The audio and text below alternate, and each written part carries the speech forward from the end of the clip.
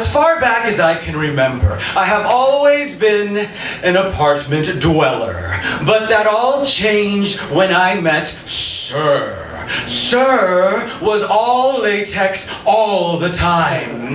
Hair coiffed into a mighty faux hawk. Eyes obscured by tinted shades. It was a look that said, I'm dangerous. Or a cosplayer. Yes, sir. Sir was deep into BDSM. And no, BDSM is not the latest menu item at the McDonald's.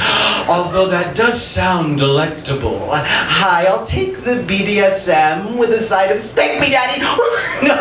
No. BDSM stands for bondage, dominance, sadism, and masochism. Harsh? A smidge, but Sir was a paradox. Beneath the matrixy exterior was a person short in stature, 5'5", 5'2", without the Marilyn Manson boots. And then there was that upturned face with the pinched nose. It was 50 Shades of Grey meets Dr. Seuss. And always the signature fire red lipstick, because it just so happens that Sir was a woman. A strong woman. A strong lesbian woman. Mr. Martin, I once had an LTR with a male. He was hung like a damn donkey. Kinda ruined it for the rest of the males in your species. Nowadays, when not dominatrixing, I'm strictly vegetarian. Okay, she was harsh. She was really harsh. But Sir had a way about her. I mean, she did talk me into leaving my adorable Hollywood apartment that I paid nothing for. Fuck it, Mr. Martin. Move into my house. It'll just be us. Oh, and Lady Castles. Oh, and my slave. Oof, the slave. The elephant in the room, or to be more exact, the gentleman in the cage. But more on that later. First, we must address Sir's Canadian girlfriend, the Lady Castles. Lady Castles was built like your friendly neighborhood She-Hulk. Mr. Martin, Lady Castles is the only woman, man enough to make me feel like a little girl. And one day, when gay marriage is legalized, I will turn her into a citizen of these United States of America. Okay, now we can talk about fruitcake. Mr. Martin, give the slave a stupid-ass name. Something real degrading. I thought to myself, soft-spoken straight guy works in production, kind of bland fruitcake? You hear that, slave? Your name is Fruitcake, you fruitcake. She then kicked him in the dick and spat on his face. Oh, Mr. Martin, that titillation just cost Fruitcake 100 schmackers. Wait a sec. He pays you to hurt him? Duh! That's one expensive bruised peach. Okay, I'll admit the living sitch was unconventional, but it had its perks. Fruitcake did the laundry, mopped the floors, mowed the lawn, and yeah, he was wearing a French maid's uniform and a ball gag, but the chores got done! I was living in a black and blue utopia, but I kept waiting for the other leather boot to drop. And 6 months later, it did.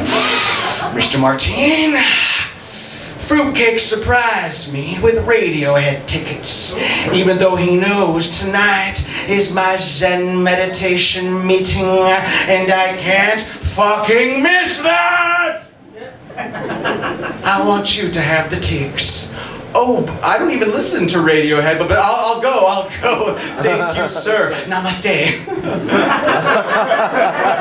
Cool beans. Oh, and one more thing. Can you marry Lady Castles? I beg your pardon? Her visa is up.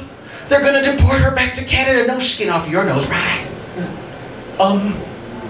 No. Wow, just like that. No. Listen, if the tickets come with the catch, you can have them back. Take the ticks! They're from the heart. The concert was great.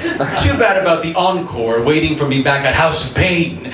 You see, that night, when I got home, Sir was doing her laundry in the living room. And by laundry, I mean fruitcake nude and covered in clothespins.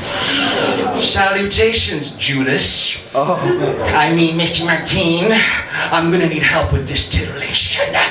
Oh, no, I'm going to bed. Good night. I started towards the bedroom. Freeze, little fag boy! You're in the hole, and not in the fun way. Do I need to awaken Lady Castles? You wouldn't like her when she's mad.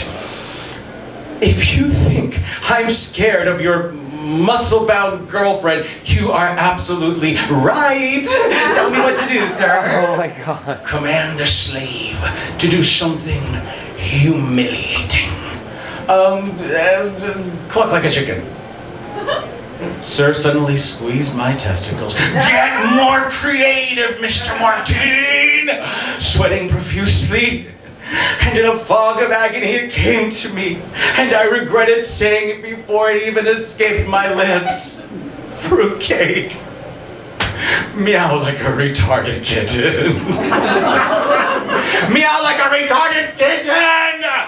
Fruitcake contorted his face and let out a most disturbing sound.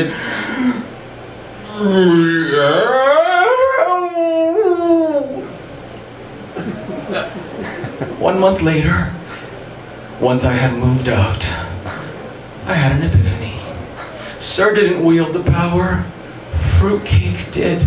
He wrote pages and pages of detailed instructions which she had to follow to the letter. Also, she had become financially dependent on him. If he lost interest, game over. But this story has a happy ending because gay marriage was legalized. And eventually, Sir and the Lady Caswells tied the knot, literally and figuratively. Congratulations wherever you are, Christy and Heather.